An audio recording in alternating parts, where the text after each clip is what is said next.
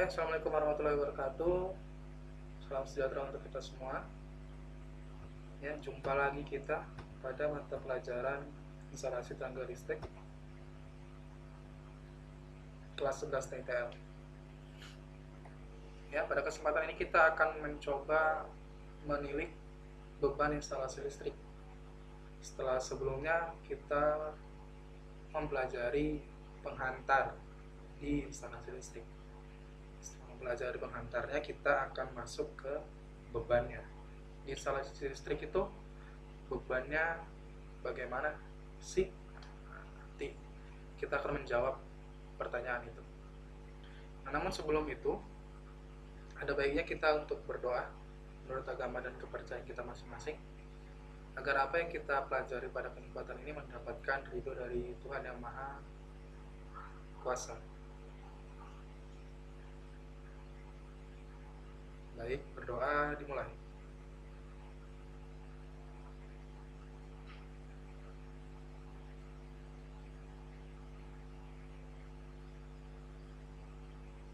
Doa selesai.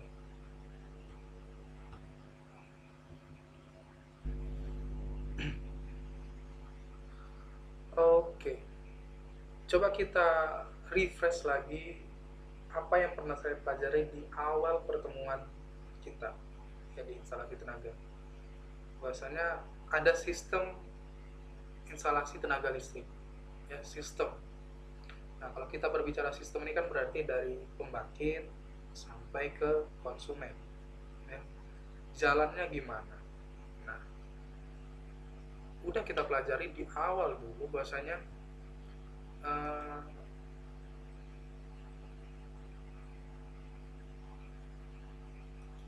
ya, pembangkit listrik itu awal mulanya dari generator yang ada di pembangkit listrik, kemudian disalurkan ke jaringan transmisi, kemudian ke jaringan distribusi.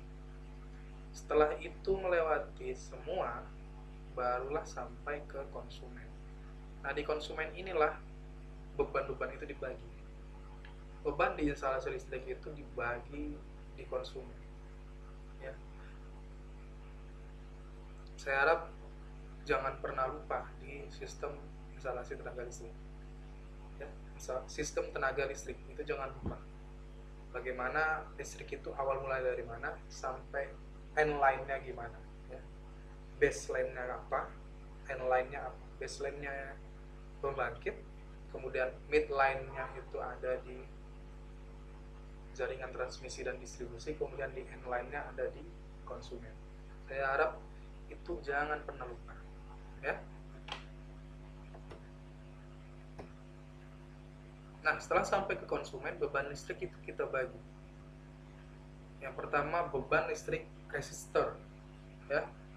Beban listrik yang sifatnya resistif. Kemudian ada beban listrik induktor, ya, beban listrik yang bersifat induktif, ya. Kemudian ada beban listrik kapasitor, beban listrik yang sifatnya kapasitif, ya. Nah, di kelas 1 seharusnya kalian sudah mempelajari bagaimana perubahan dari resistor kemudian menjadi resistif, ya, induktor menjadi induktif, kapasitor menjadi kapasitif, ya. Bagaimana perubahan persamaannya harusnya sudah dibahas di kelas 1, ya, jadi saya tidak mengulang lagi. Nah, kita ketahui bahwasanya beban dibagi menjadi 3 itu karena memang kebutuhan bebannya itu beda-beda.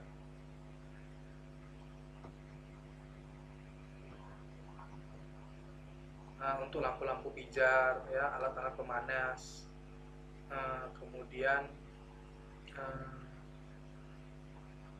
setrika yang menggunakan roster, yang menggunakan elemen pemanas itu bersifat resistif, ya. Kemudian peralatan motor-motor listrik seperti kipas angin, pompa air, AC, kulkas, ya, peralatan laboran kalau ada di rumah, ya, biasanya pada umumnya itu bersifat induktif. Karena apa? Karena ada kumparan di dalam. Kenapa sebuah beban menjadi induktif? Itu karena memang ada, salah satunya adalah adanya kumparan di dalam. Di kumparan itu menghasilkan daya-daya yang sifatnya induktif. Ya.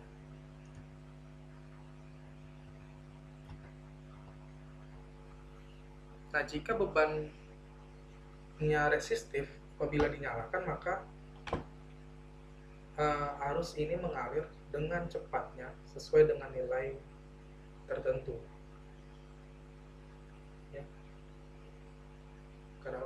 Ya. Kalau kita hidupkan lampu misalnya, saat kita tekan kan langsung hidup. Ya. Kita matikan pun juga langsung hidup. Ya. Itu menunjukkan adanya beban resistif di situ. Artinya langsung menyala dengan cepat ketika langsung kita hidupkan. Nah, lain halnya dengan beban induktif. Beban induktif ada yang sangat responsif, artinya langsung saat dihidupkan langsung hidup. Ya, seperti kipas angin yang dayanya rendah, kalau kita tekan angka 1 on akan langsung hidup kan. Tapi untuk kipas angin yang besar dayanya, ya, yang kapasitasnya besar, dia ada delay, ya, ada memutar secara pelan dulu, baru berputar secara maksimal. Nah, itu menunjukkan itu beban induktif. Ada slow motion di situ, artinya ada kegiatan yang sedikit memakan waktu, ya. Karena apa? Karena memang arus startnya itu 3-5 kali lebih besar dari arus nominal. Saat di start dari arus nominal misalnya 5, itu akan menjadi 15 ampere atau 25 ampere. Ya, akan melonjak. Nanti setelah beberapa sekian detik turun. Nah, pada proses itulah terjadi sebuah, kalau dia bersifat putaran induktifnya, ya, barang-barang yang bersifat putaran, mekanik berputar, ada delay gitu. Putaran 60%, 80, baru putaran 100%. Ya. Nah, di sini saya coba gambarkan bahwasanya beban itu kalau resistif dia ini, ya, ini sumber tegangan stop kontak, ya. Ini beban induktif motor listrik satu pasang.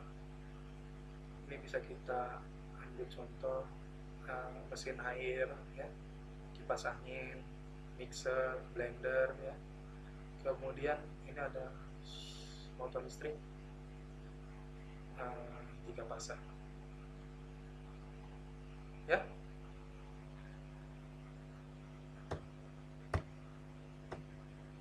Oke, cukup sekian penjelasan terkait beban di instalasi listrik. Penting untuk kita ketahui lebih awal sebelum kita merancang bagaimana membuat sebuah rangkaian instalasi listrik. Nah, nanti di job sheet praktik akan kita coba seperti itu. Bagaimana kita merancang sebuah rangkaian instalasi listrik, penerangan ataupun tenaga yang dibutuhkan pada kehidupan sehari-hari. Jadi kita harus tahu dulu mana beban reaktif, mana beban induktif, mana beban kapasitif. Oke? Terima kasih atas atensinya. Nanti link tugas akan saya share ke grup kelas. Saya akhiri. Assalamualaikum warahmatullahi wabarakatuh. Tetap semangat dan sehat selalu.